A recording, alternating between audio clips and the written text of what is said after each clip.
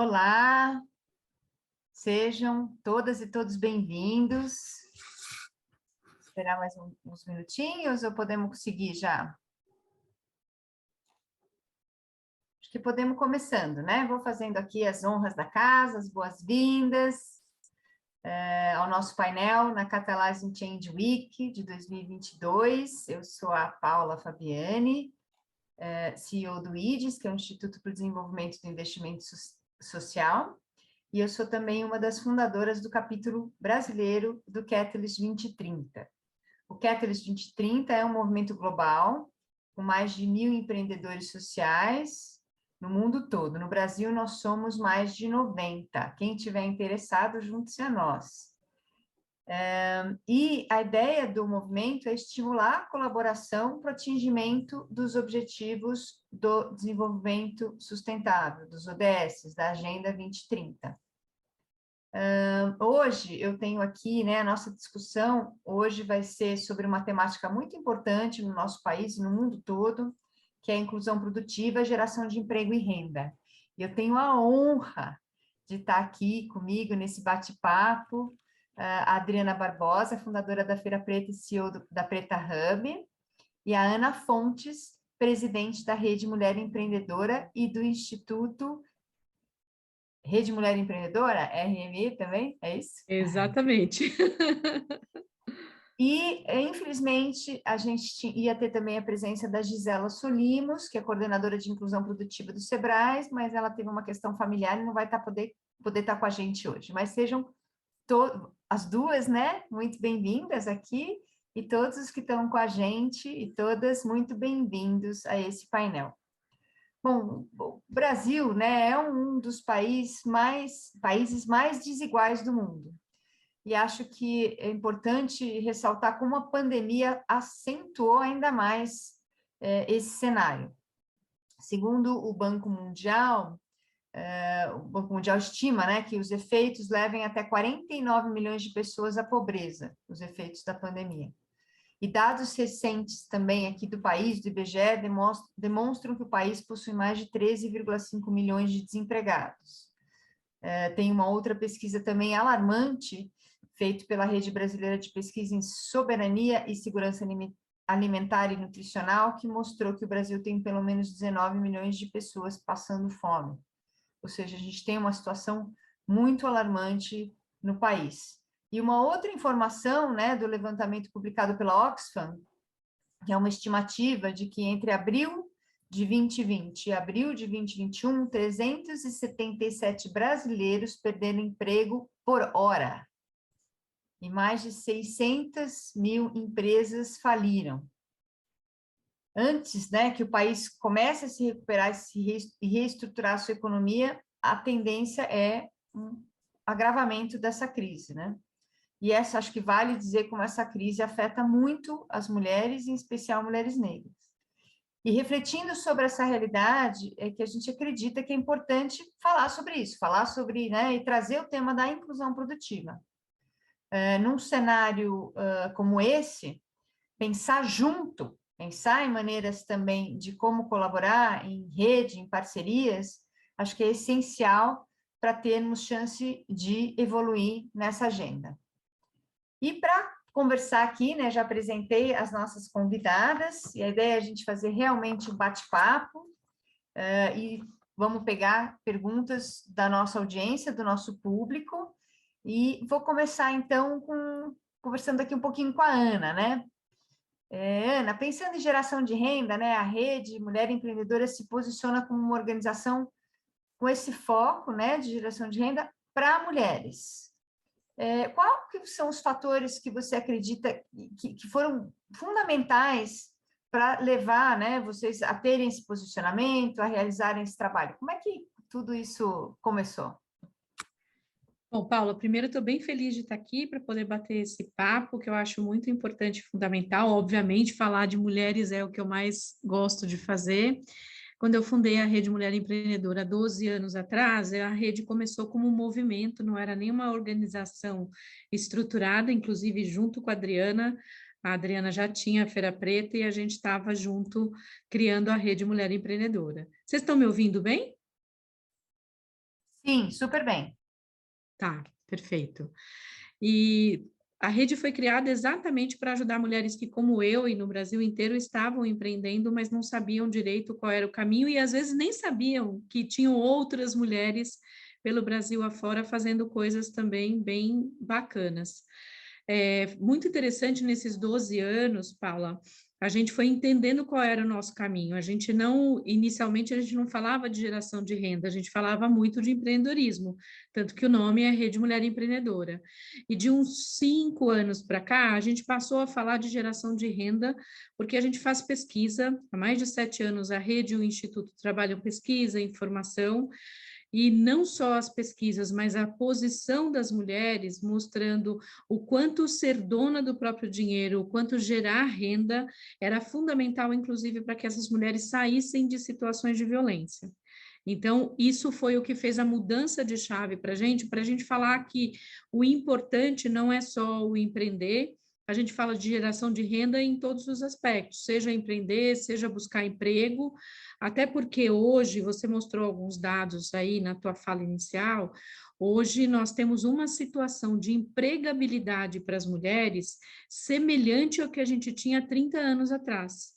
Então, nós temos uma situação, as mulheres foram as mais demitidas na pandemia, né, infelizmente, ou a questão do gênero acaba gerando sempre uma posição das empresas priorizando da forma errada a demissão dessas mulheres, e por isso que a gente foca em geração de renda através do emprego e do empreendedorismo.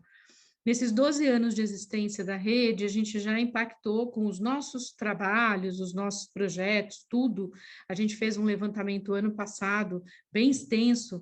A gente conseguiu chegar no número de 9 milhões de mulheres em 12 anos de existência, ou seja, de todo o trabalho que a gente fez, de tudo, mentoria, programas educacionais, aceleração, acompanhamento de negócios. E o que é muito importante desse processo como um todo é que nesse impacto que a gente gerou nesses 12 anos de existência, a gente conseguiu mostrar, inclusive para a sociedade como um todo, porque a rede é pioneira na questão do empreendedorismo e geração de renda com foco em mulheres, a gente conseguiu mostrar que empreender é sim diferente para homens e mulheres. Quando eu comecei lá atrás, eu ouvia de muitas organizações que era igual, que não tinha diferença, que mulheres e homens tinham as mesmas dificuldades e As que barreiras são empreendiam da mesma maiores, forma. né? Hã? As barreiras são maiores, né? São maiores. Na verdade, assim, os motivos para empreender são diferentes. As mulheres empreendem para buscar flexibilidade, especialmente porque elas são mães, quase 70% das empreendedoras são mães. Quando você pergunta a motivação para os homens, a flexibilidade não entra nesse rol de motivações. A maternidade é um grande gatilho para as mulheres. E quando você pergunta as motivações em geral, elas falam de propósito, de colocar comida na mesa, de ajudar a família, de sustentar a família, os filhos e o entorno de onde elas estão. Essas são as motivações que são diferentes dos homens. Quando elas empreendem, a segmentação que essas mulheres empreendem, 70% é na área de conforto, que a gente chama, que é moda, beleza, alimentação fora de casa, serviços, estética, ou seja, no universo que essa mulher domina. É diferente do ambiente onde os homens empreendem.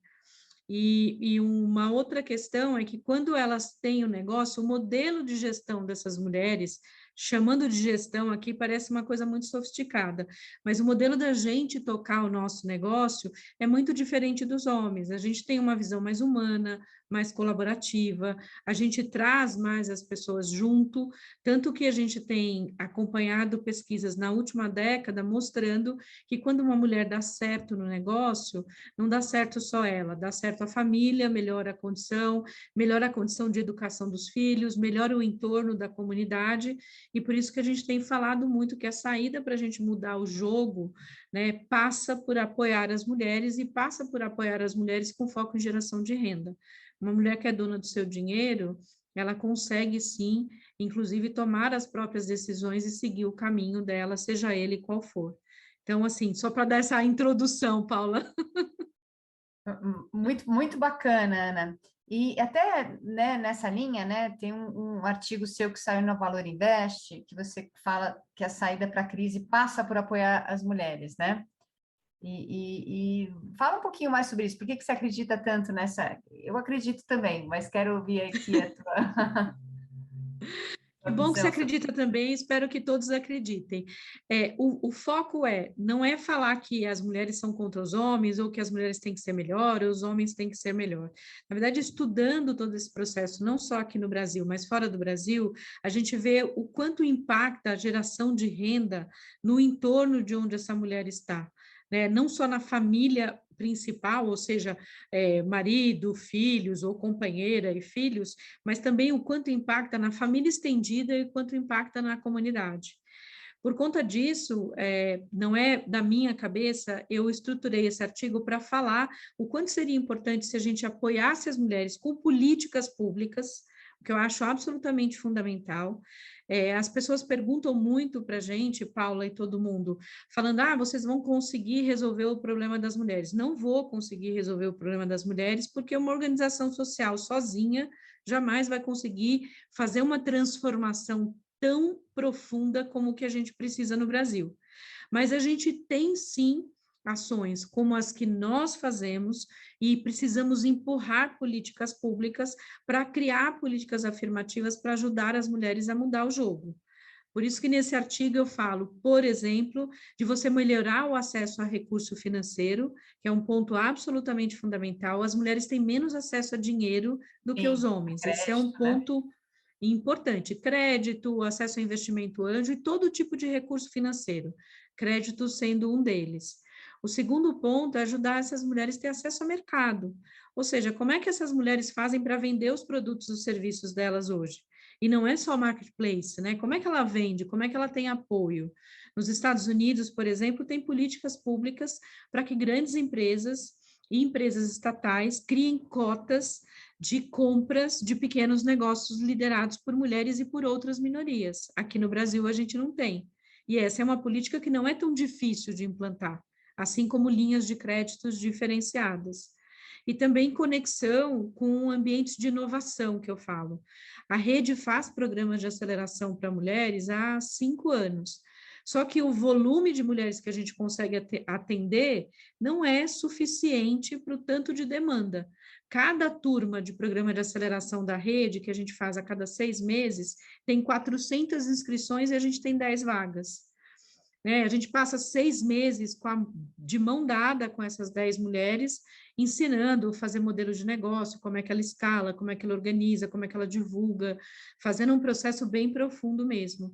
E isso é difícil de você fazer numa escala muito grande se você não tem apoio, né, de política pública. Enfim, tem várias outras questões, claro que eu não vou ficar discorrendo sobre o artigo aqui para vocês, mas eu acho que tem sim ações que a gente pode fazer, que são ações imediatas, que são ações de políticas públicas relativamente simples e que a gente vem brigando há bastante tempo para que olhem para essa questão, porque a gente acha que se isso for implantado, essas políticas um pouco mais simples, a gente consegue sim ir mudando o jogo em relação à participação das mulheres. E aos poucos, né, que a gente vai mudando o jogo. É isso. A gente montou, né, junto com o Sebrae, um projeto nessa temática da inclusão produtiva, criando redes de organizações da sociedade civil em 4 macro-regiões aqui no estado de São Paulo, e vimos grande parte dessas dificuldades, né, de acesso a crédito, de acesso à rede de relacionamento, muitas vezes, né, que permite você Uhum. ter acesso à infraestrutura para poder empreender ou mesmo para se capacitar para o trabalho. Mas com isso eu vou passar para a Adriana, e a gente volta depois, e quem tiver alguma pergunta para a Ana já vai colocando aí no chat. Bom, a Adriana, você trabalha com recorte de gênero, também atrelado ao recorte racial, né? E pensando aqui no acesso à renda e mobilidade social dessas pessoas, né? E como é que você enxerga as perspectivas de acessos nesse foco? Fala um pouquinho sobre o seu foco de ação. Primeiro, agradecer o convite, Paula, e estar aqui fazendo essa prosa com a Ana, né, que a gente já se conhece de longa caminhada dentro desse ecossistema de impacto com esses recortes de público. O trabalho da Preta Hub tem essa segmentação, de fato, na população negra, e quando a gente olha especificamente a parte de geração de renda, seja mercado de trabalho e empreendedorismo, a gente destaca as mulheres negras, né, as mulheres e os negros. E nos últimos 21 anos, a gente começou em 2002, quando lancei a Feira Preta, era um projeto muito, sei lá, caseiro, né, na época, que era eu era empreendedor, continuo sendo empreendedor, mas eu era empreendedora de produtos, eu vendia minhas roupas em feiras e mercados de rua, essas feiras alternativas, e foi nesse momento que eu falei, puxa, seria tão importante se pudesse ter um espaço onde mulheres como eu pudesse levar seus produtos para serem comercializados, a gente pudesse estabelecer uma relação melhor com os clientes, e aí surge a Feira Preta. Quando surge a Feira Preta, eu comecei a entender que tinha uma demanda grande em relação ao empreendedorismo negro em decorrência da falta de emprego, né?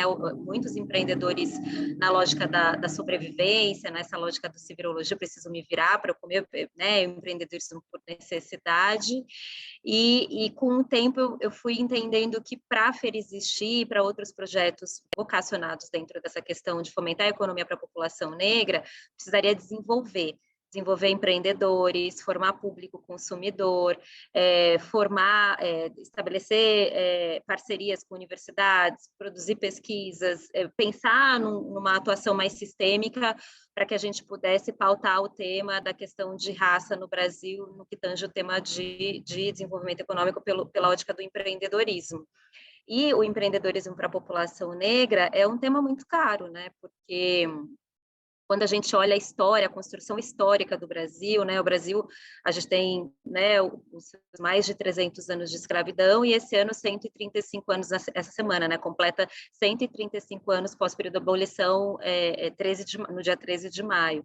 E quando teve a abolição, foi uma abolição inacabada, né? Inconclusa, ou seja, tipo, não teve nenhum tipo de reparação, de justiça racial, social, para que pudesse inserir essa população que veio na condição de escravizada dentro da sociedade, nessa perspectiva de mobilidade social.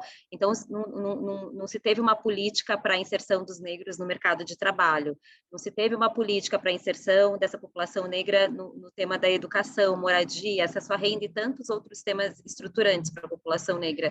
E o empreendedorismo começa nesse lugar, né, há 135 anos atrás, essa população trazendo saberes ancestrais dos mercados africanos, de um continente com mais de 50 países.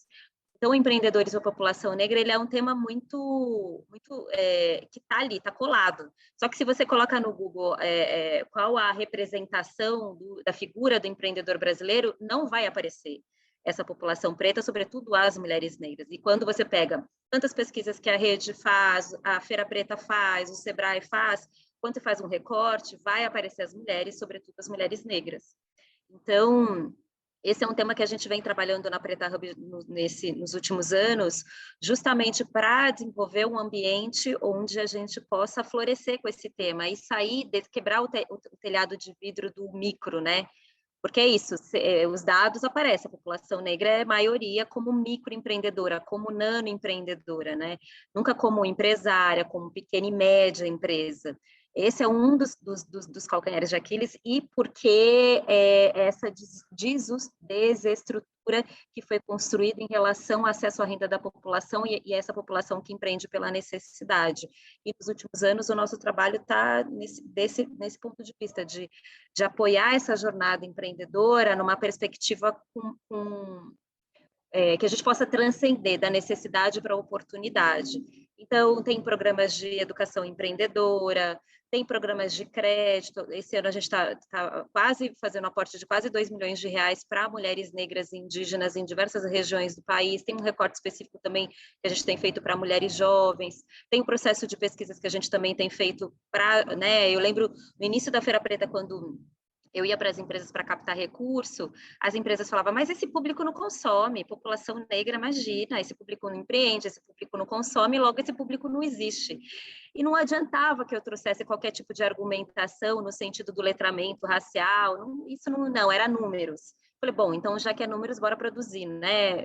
Esses números para poder trazer um pouco mais de qualidade para o debate. E ainda assim, mesmo com números, né? Porque é isso, né, Ana? A Ana também faz muitas pesquisas, mesmo com números, os números, eles não, diante dessa miopia que tem, né? Muitas vezes a gente prefere discriminar, ser racista, do que propriamente a gente olhar isso como uma oportunidade de transformação para o Brasil. Eu fico pensando, se o Brasil reconhecesse o legado, né, e todo o processo de transformação, de aporte da população negra, sobretudo das mulheres, a gente certamente seria uma potência, sabe? Do ponto de vista de desenvolvimento, né? Se a gente criasse um ambiente para que essa população pudesse desenvolver, a gente seria uma potência em diferentes áreas, entendeu?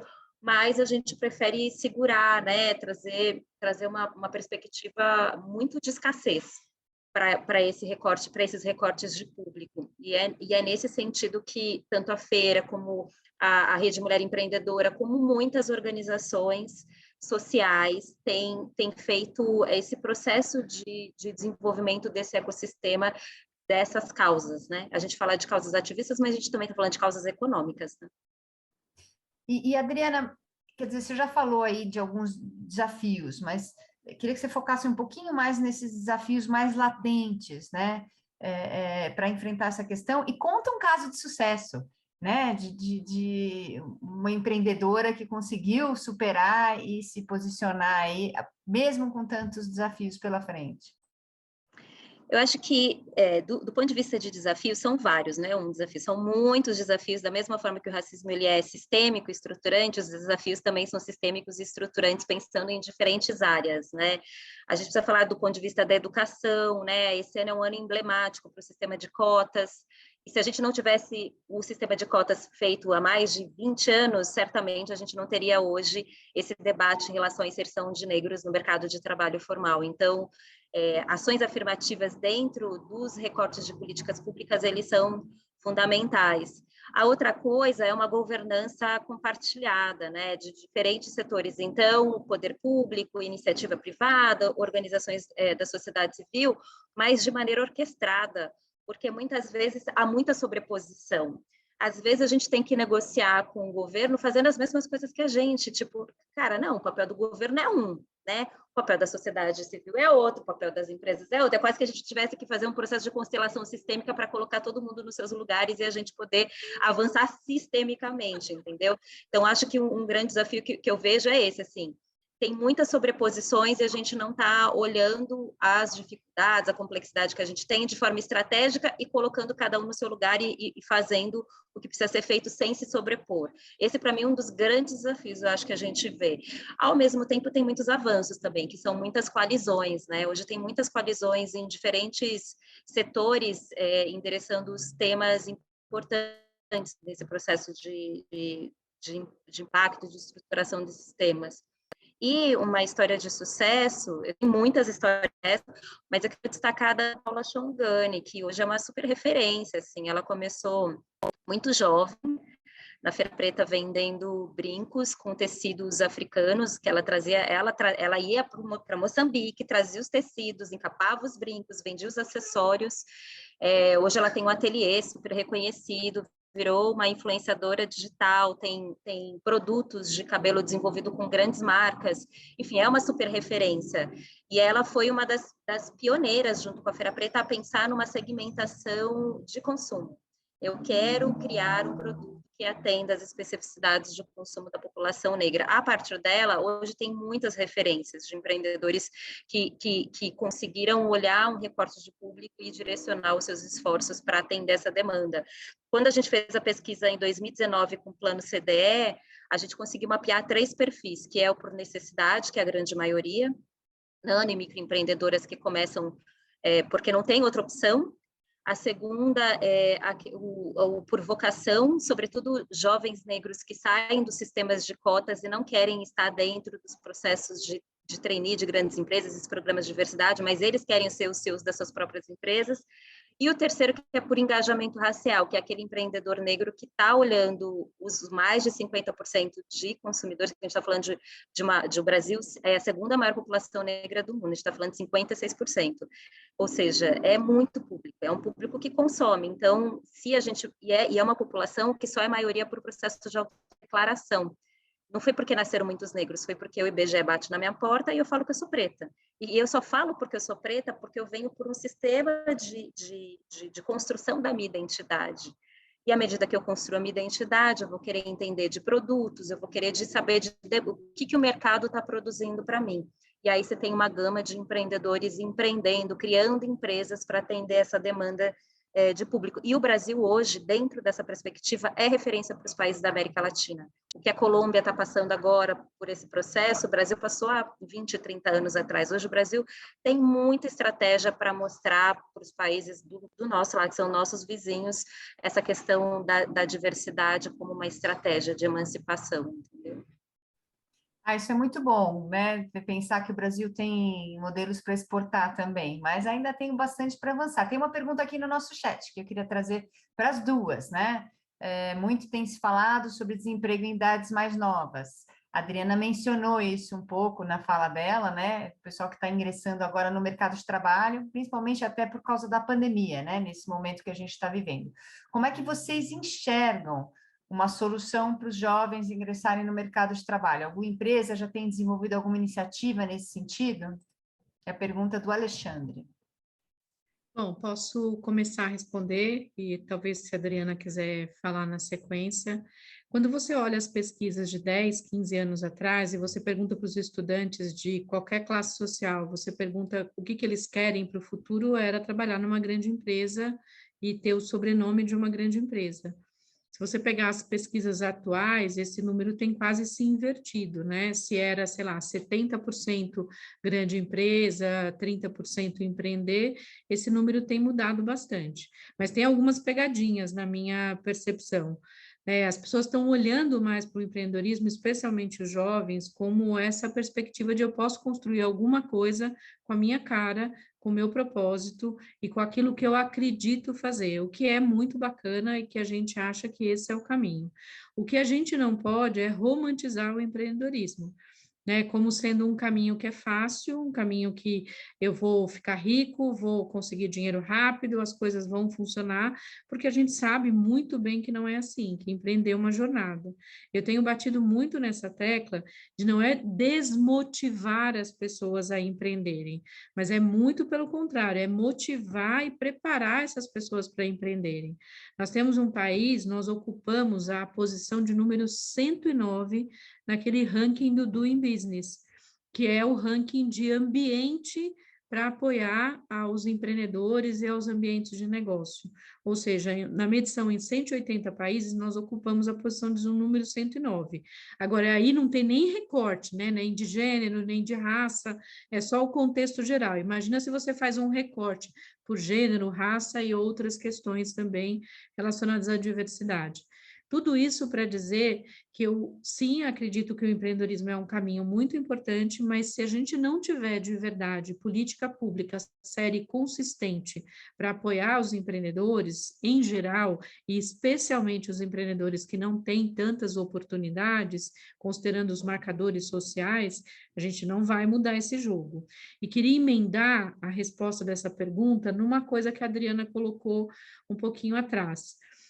Coincidências da vida, essa semana eu fiz um artigo sobre isso, que eu acho que assim, a gente precisa tomar muito cuidado com o heroísmo, nós do ambiente de empreendedorismo social, empreendedorismo de impacto, porque a gente tem um papel muito fundamental, que é ajudar cada um dentro da sua causa, e com certeza temos um caminho gigante para trabalhar em colaboração, para não trabalhar de forma fragmentada, como a Adri falou, porque eu acho que a gente tem muita dificuldade, todo mundo vai buscar dinheiro no mesmo lugar, e isso cria um ambiente não tão bacana, um ambiente até com uma certa concorrência em alguns momentos, mas a gente não pode achar que a gente, como empreendedor social, vai fazer a transformação de um país que é o 7º país mais desigual do planeta, sozinhos.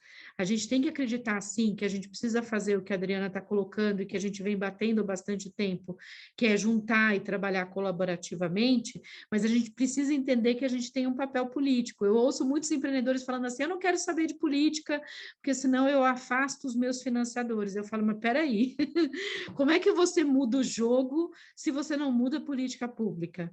se você não empurra política pública, se você não consegue linhas de crédito especiais, por exemplo, para mulheres e para pessoas negras, se você não tem acesso ao mercado ou questões de políticas afirmativas para poder a gente vender os nossos produtos e os nossos serviços.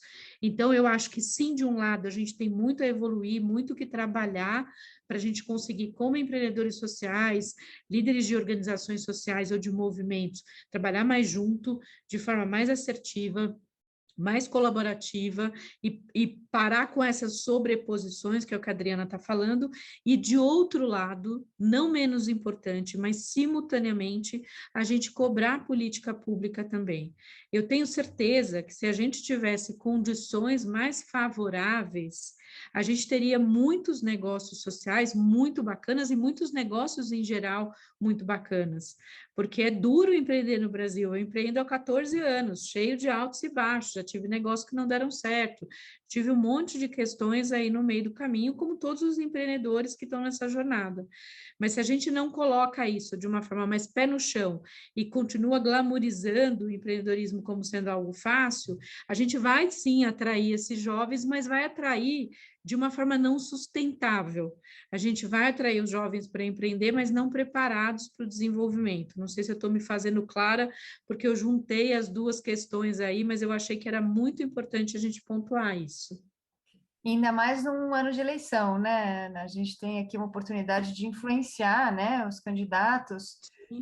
Acho que tanto nessa agenda de ter políticas públicas para fomentar o empreendedorismo e também com esses recortes, mas também para criar políticas públicas que fomentem a colaboração, né? Eu acho que isso também. Pois é. E tem essa possibilidade de unir esforços, né?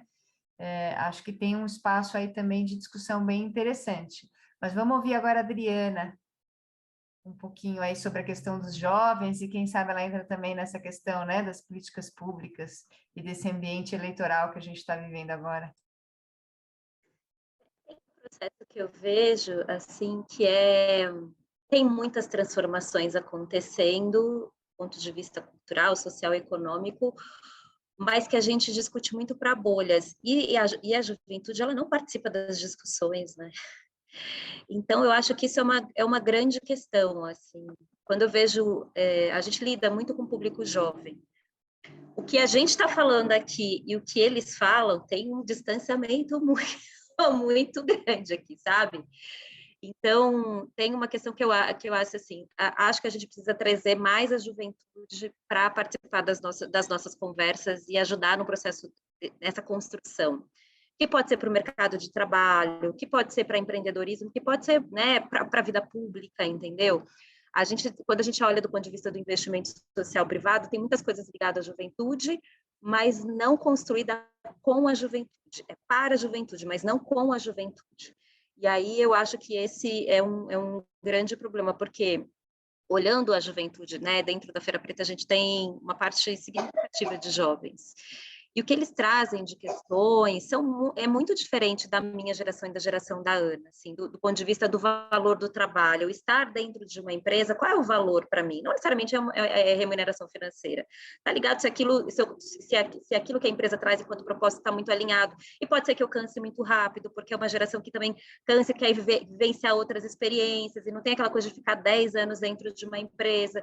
E aí vai empreender, empreende que área, empreende como. Então, são muitas questões que eu sinto falta de trazer mais os jovens para o debate, para o processo da construção, seja ela para políticas públicas, seja ela para uma estratégia de investimento social privado. A gente fala muito mas a gente não faz como. E aí, para mim, está o grande problema, porque mudou, né? Muitas coisas mudaram, e parece que as coisas que a gente tem produzido não dialoga com a juventude. Eu fico pensando, como é que trabalhar, por exemplo... Mudou muito. Nos últimos 5 anos, a gente viveu uma outra revolução.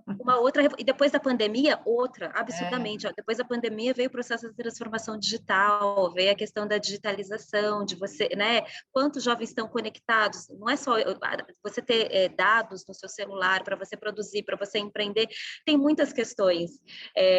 E eu ia falar uma coisa muito, muito rápida, assim, ligado uma coisa que a gente viveu com um jovem aqui recentemente.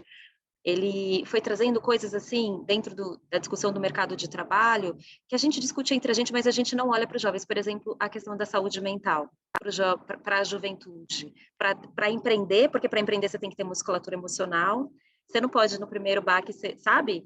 E também para você ir para o mercado de trabalho, com tantas ações que estão sendo desenvolvidas, queremos jovens, processo de trainee, vem os jovens, vem os negros, vem, Ainda e, mais tipo, depois mas de uma como? pandemia, né, Adriana, que ficou todo mundo isolado, tem consequências que a gente ainda não sabe, né? Não mapeou, não tem ideia, né? Mas esse Então, são processo de escuta não é fácil, né? Como é que vocês fazem esse processo de escuta? trazendo o jovem trazendo, convidando, minimamente trazendo. A gente tem que fazer isso ser sexy para eles. Por exemplo, mercado de trabalho dentro da área das fundações, do Instituto do Investimento Social Privado. Por que que a gente não olha também isso como mercado de trabalho, empregabilidade para esse setor? A gente está formando jovens para atuar dentro desse campo? Sabe? Tipo, onde são os jovens dentro da área do investimento social privado? Como é que a gente torna sexy para que eles possam falar, eu quero trabalhar na rede Mulher Empreendedora, eu quero trabalhar na Feira Preta? Porque a gente mira o jovem para trabalhar nas grandes empresas, né? Nas É multinacionais. isso. Mas e no terceiro setor, entendeu? E na E, esfera Adriana, pública? tem uma pergunta até que conversa com isso que você está trazendo, que é se vocês já vislumbraram algum apoio das universidades, fizeram parcerias, eu acho que tem aí um papel também da academia, né, de ajudar a direcionar esses jovens para essas outras posições, ou dialogar, e também do investimento social de dialogar com esses jovens. Como é que você enxerga isso? Olha, eu vejo assim, complementando o que a Adri está falando, eu vejo as universidades ainda no Brasil anos-luz do que é necessário para manter esses jovens ou para até incentivar e motivar esses jovens ao que a Adri está colocando. Eu posso falar de algumas perspectivas, porque assim, eu sou mãe de duas jovens, uma de 19 e uma de 14 anos, que sofreram e continuam sofrendo horrores durante a pandemia, porque a pandemia não foi o que a gente está pensando aqui no nosso universo, né? Para os jovens, ela foi muito mais impactante, muito mais difícil, especialmente para os adolescentes, nem vou entrar no mérito dessa questão, e ela foi especialmente impactante também para as mulheres, especialmente para as mães, porque aquelas mães que eram privilegiadas ou que são privilegiadas puderam ficar dentro de casa, mesmo assim foram impactadas, mas impactou muito fortemente, e especialmente as mães que não tinham condição de ficar em casa e não tinham com quem deixar os filhos. Mas já vou fazer um parênteses sobre isso. Eu acho que é importante a gente falar, nessa perspectiva da Adriana, tem um movimento muito interessante, que agora eu estou até ajudando e fazendo parte, eu faço ajuda para esse movimento há uns 6 anos, que são jovens, que na época tinham 16, 17 anos, na região de Minas Gerais, eles criaram um movimento que chamava Embaixadores Edu, não sei se vocês já ouviram falar, e eles criaram um movimento para jovens de escola pública, especialmente do ensino médio, com um evento, uma plataforma que eles chamam de Cria o Impossível. O Cria Impossível, esse mês agora, de junho, eles vão levar 100 mil jovens de escola públicas no Brasil inteiro para falar sobre como mudar a educação, como transformar e o que eles estão buscando e o que eles estão querendo como uma nova realidade.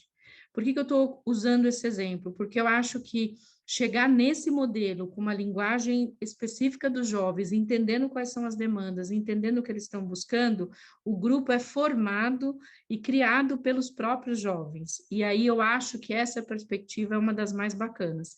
E eu acho que as universidades ainda não estão preparadas para olhar para esse modelo, olhando na perspectiva deles. As universidades ainda estão nos modelos estabelecidos há, sei lá, décadas de como é o modelo de educação. Não sei se eu estou me fazendo muito confusa, mas eu queria só pontuar essas questões, porque eu acho que são muito fundamentais para a gente contextualizar essa história dos jovens, que eu acho muito importante também, o ponto que a Adriana trouxe. E, Adrivo, como é que você vê a questão das universidades? Cara, acho que é um pouco do que a Ana trouxe, assim. Eu acho que, assim, depois da pandemia, tem um agravante muito sério do ponto de vista da educação, né? Tem um destaque dos jovens, né? Por conta do acesso à tecnologia. Sim, a Tudo, a gente anda educação à muito para trás, né? distância. A gente andou muito para trás e, assim, eu acho que as universidades estão perdendo em não parar e olhar o que está acontecendo na sociedade, sabe? Tem que revisitar método, tem que revisitar conteúdo, tem que revisitar fontes, sabe? Tipo, tem muita coisa para ser reconstruída, mas a partir de novas narrativas. Tem uma nova narrativa em curso que tá posta agora, né? Querendo ou não, tá posta. E eu acho que erra quando a gente não olha a sociedade como a gente está, né, o que está sendo colocado em curso nesse momento. Agora, a educação, hoje, para os jovens, tá, sobretudo para os jovens, não está só na universidade. Hoje, os jovens têm construído coletivos de transferência de conteúdo, né, de diferentes formas. Então, acho que é um olhar um pouco para isso. Assim, hoje, a universidade não é a única fonte de você construir o seu conhecimento. E eu fico pensando, assim, hoje, qual é o valor de um diploma? Qual é o valor de um diploma hoje? Uma vez que a gente tem precarização do mercado de trabalho, uma vez que a gente tem fragilidade das leis trabalhistas, uma vez que a gente... Qual é o valor hoje de você ter um diploma, entendeu? Então, tudo isso precisa ser revisitado, precisa ser construído novamente, mas a partir de uma escuta qualificada com a juventude. Os jovens precisam estar na mesa decidindo também. E só mudando agora um pouco tem uma outra pergunta aqui no chat sobre a questão de como é que a gente leva essa transformação para o interior do país, porque a gente vê muito isso nas regiões metropolitanas e São Paulo, né? Em particular, a gente vê essas transformações acontecendo de forma mais latente, mas nem sempre essa mudança chega com tanta força no interior. A gente mesmo fez um projeto, né, com o Sebrae no interior de São Paulo, e estamos falando do estado de São Paulo, né? E tem áreas onde você só tem empreendedores rurais mesmo. É um perfil completamente diferente de áreas que tem mais metropolitanas, onde você tem um outro tipo de empreendedorismo, né? Tem também a presença das cooperativas, que é um outro modelo bem interessante, mas como é que vocês acham que essa discussão, essa transformação, ela pode chegar com mais força no interior, ou se vocês acham que já está acontecendo, e também para outras partes do país, né? Nem sempre a gente vê em outras partes do país também que certas discussões que a gente está tendo aqui ainda não estão chegando, né? Eu acho assim, Paula, a gente está hoje, olhando pela perspectiva da rede do Instituto, a gente está hoje em quase 2.000 municípios no Brasil inteiro. Vou só fazer um ponto, porque eu acho importante colocar, até março de 2020, a gente fazia 95% de todas as ações que nós fazíamos, curso, capacitação, mentoria, programas de acompanhamento, tudo presencial.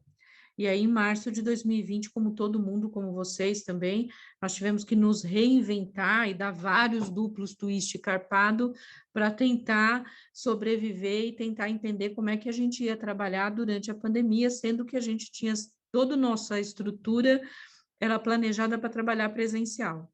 E aí nós mudamos todo o nosso modelo para trabalhar no online. E o que foi muito interessante, a gente ouvia o tempo inteiro, e é uma realidade, que a internet é um problema, e é um problema. Nós achamos que a internet, como que a gente vê aqui, é uma realidade, não é uma realidade.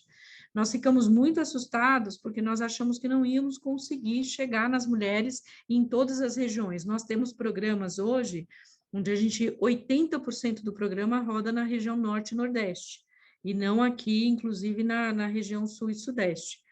E a gente foi, de certa forma, tivemos que trabalhar o letramento digital das pessoas, tivemos que ensinar os caminhos de uma forma mais simples, mais objetiva, tivemos que nós mudarmos o modelo de como nós ensinávamos as coisas, reduzir os programas, reduzir a forma, ajustar metodologias para poder chegar de forma mais rápido.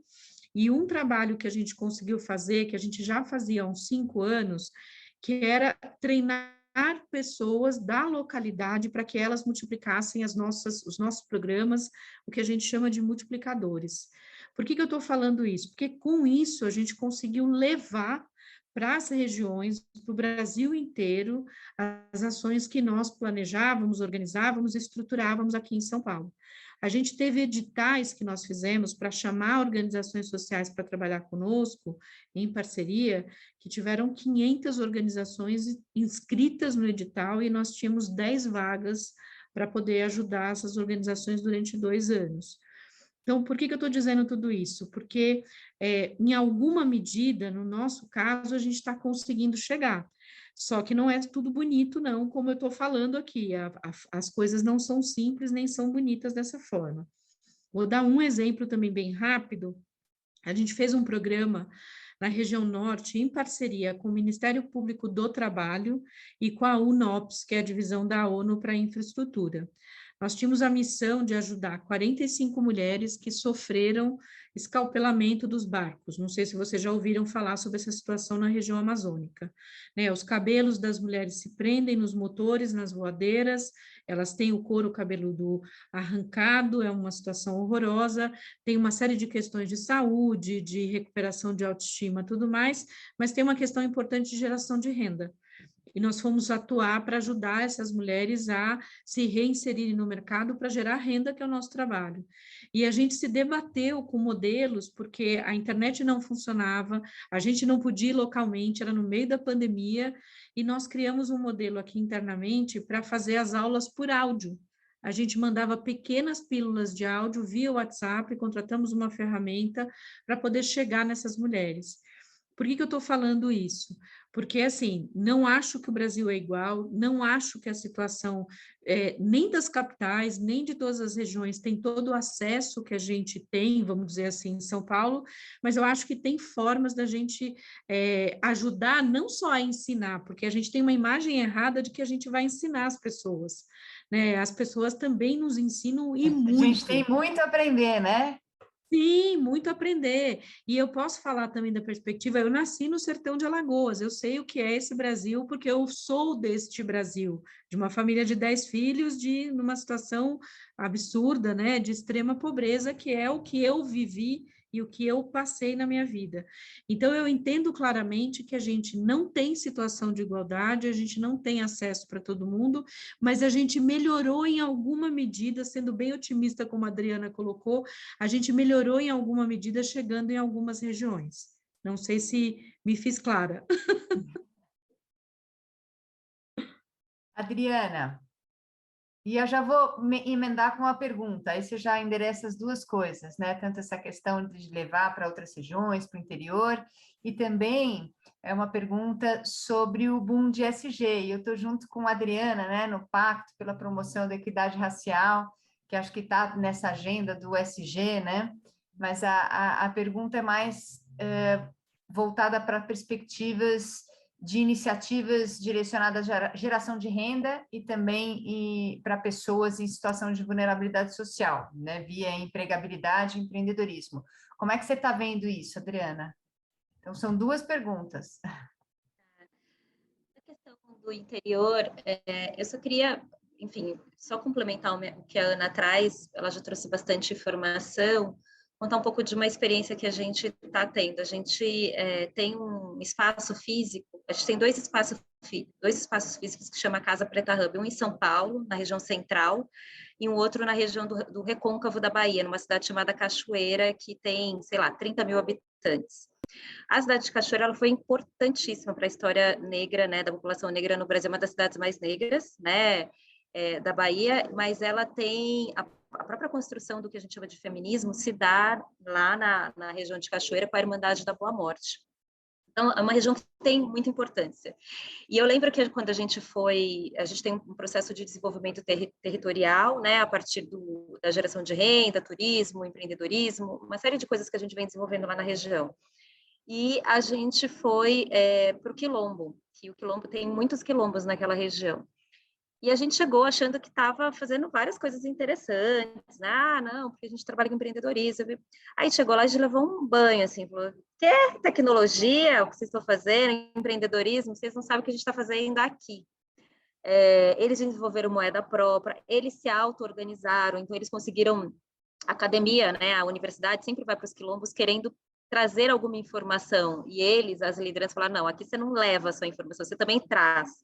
Então, uma das coisas que a gente precisa é certificar essa terra, e a gente vai fazer isso com vocês, universidades, vocês, alunos, vão nos ajudar a fazer a certificação de todas essas terras que tem aqui, de vários quilombos.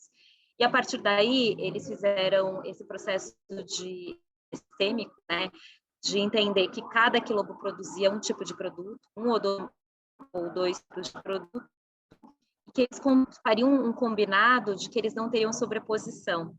A partir daí, eles criaram um processo muito interessante de agricultura familiar, construíram moeda própria, fizeram vários processos. O que eu estou querendo dizer? Que muitas vezes a gente olha para o interior do ponto de vista da escassez, e de fato é escasso, de infraestrutura, mas não de sabedoria, de saberes, sobretudo de saberes populares, entendeu? Hoje a gente incorpora muito dos conhecimentos que a gente aprendeu no Quilombo dentro da nossa estratégia. Então, a gente aprende uma batelada de coisa com eles, eles aprendem uma batelada de coisa com a gente e a gente vai trocando. E essa tem sido uma perspectiva importante dentro da nossa jornada quando a gente vai para esses territórios, de construir junto, de aprender junto, não, sem essa hierarquia, porque é quase um pensamento colonizador, né? A gente vai para os lugares, acha que está levando, e não pode ser assim, né? A gente tem que mudar um pouco da nossa perspectiva. E tem uma outra questão também que eu tenho aprendido no Acho que até a exterior, gente traz mais do que leva, né, Adriana? Porque o é, aprendizado ele é muito profundo. exatamente. E uma coisa que a gente levou um baile, assim, lá, é a questão política. Porque a gente, enfim, chegou lá pedindo benção, né? Pedindo benção para todo mundo, pedindo benção para os terreiros, pedindo benção para os mais velhos, pedindo benção para a prefeitura. E a gente, né, foi conversar com a prefeitura, queremos construir com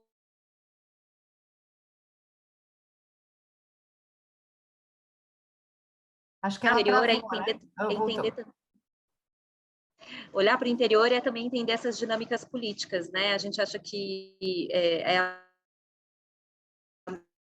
a estratégia mesma, não é, né? Porque muitas cidades ela tem ainda o regime coronelista, né? Sabe, tipo, a bateria. Oi, voltou. Ixi, acho que nós perdemos a Adriana. Travou aqui para mim. Acho que sim. Bom, Ana, fica para você responder a pergunta do SG. Eu adorei essa pergunta, porque assim, o que eu mais tenho ouvido nos últimos, sei lá, ano e meio é todo mundo falar sobre ESG. Teve a Adri voltou? Tem gente que a internet não tá bolinho, não, mas vai, Ana, depois eu falo desse jeito. Tá. Então, assim, eu tenho ouvido muito falar, semana passada até eu ouvi um jeito engraçado de falar sobre ESG. A mulher falou, esse negócio da ESG, né? Eu falei, nossa, nunca tinha ouvido falar como ESG, né? Eu gostei do ESG no sentido não ruim da coisa. Me preocupa só, Paula, eu acho muito bacana, de um lado, todo mundo falando de ESG, olhando para a perspectiva da governança, do Vou pedir social. para vocês só serem breves, que eu tenho mais uma última pergunta antes da gente encerrar. Então, vamos Tá passar bom. rapidinho. Então, rapidinho, eu acho que a gente só tem que levantar um ponto de atenção em relação ao ESG, porque senão vira mais uma sigla, mais uma coisa que as pessoas fazem e, na verdade, não fazem com profundidade. Eu já vi inúmeros artigos ultimamente falando da preocupação que, Sim. inclusive, organizações têm em relação a grandes empresas de colocarem o ESG naquela mesma caixinha da sustentabilidade que aconteceu há muitos anos atrás. Enfim, de uma forma bem resumida, é isso. Sim, essa Eu questão colocaria do como... monitoramento é muito importante, né? E muito difícil de fazer, em especial no S, Exato, né? Que você não tem exato, no métricas, são social, métricas locais, né? Você não tem uma coisa universal. Mas eu também exatamente, vejo Paula. dessa forma. E Adri?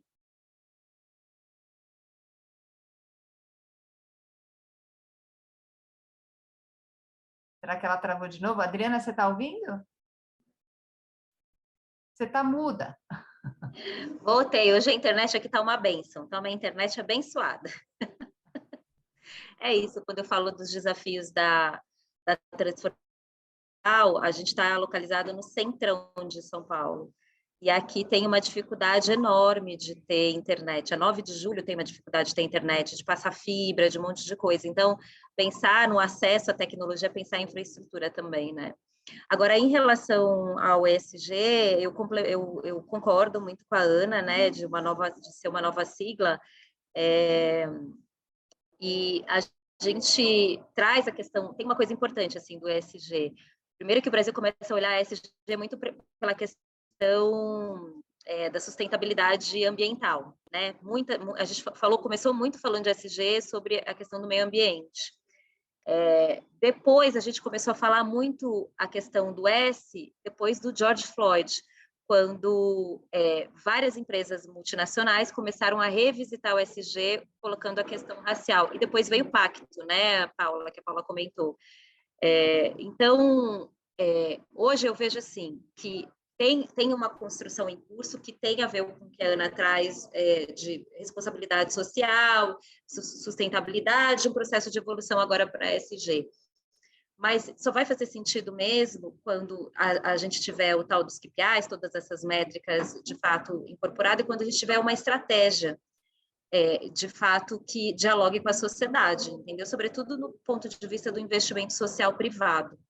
O investimento social privado que está a serviço do ESG para poder fazer, né, as suas ações em relação ao impacto na sociedade, se ele não for feito de maneira efetiva, né, de fato de gerar impacto, a gente só vai ter mais uma sigla, entendeu?